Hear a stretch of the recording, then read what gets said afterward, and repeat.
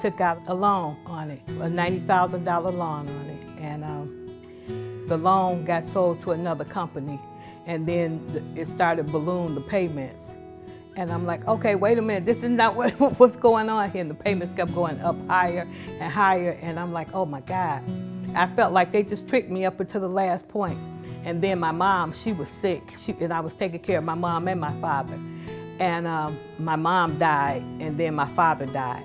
And then I was trying to pay their bills off, and I got further and further and further behind. You know, and I'm thinking, this is it, this is the end. But I had people coming all week taking pictures of the house, and one of the guys even took a picture with my child standing at the door coming in from school.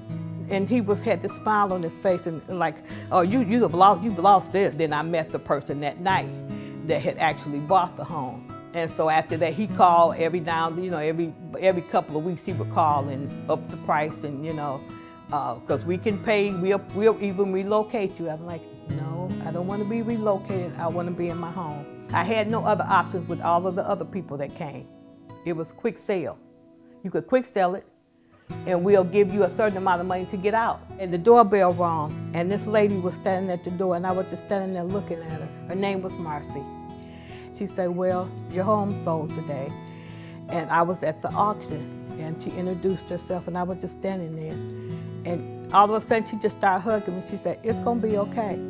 And I can't even describe how that felt, because I felt like my world was over. And she made me feel, as if I had some hope. She understood, She said, this is what we do. We go and we try to, talk to the people that's lost their home and explain them they do have other options, Trademark, when they came, there was no pressure. They asked me what did I want to do. And then they said, okay, here's my card. Give me a call. We can work with you. Nobody else approached me like that, nobody. They was honest. They said, they did not pressure. They gave me the information. They asked me what did I want to do, and then they said they would work with me. I could sell it, I could lease it, or a land contract, and that's what I did, the land contract. And then I got a call again from the person that purchased the home.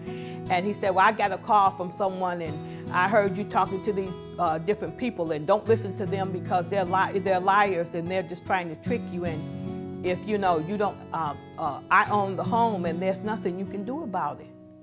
I'm like, well, that's not true. I said, I own the home until my time is up. I mean, guess what I meant. I didn't mean that. I said, well, no, that's not what you just said. I said, but I realized, I know what my rights are. I say, I'm not trying to, do anything but save my home, like I told you when we first met. I said, it hasn't changed. It just drove him crazy because he kept saying, this couldn't be right because nobody would do this, because how are they making their money then? Why would they do that? I need to see the paperwork they sent you, because this makes no sense. We're in this to make money, so why would they do this then? And I said, maybe because they care about people, I said, did that ever occur to you?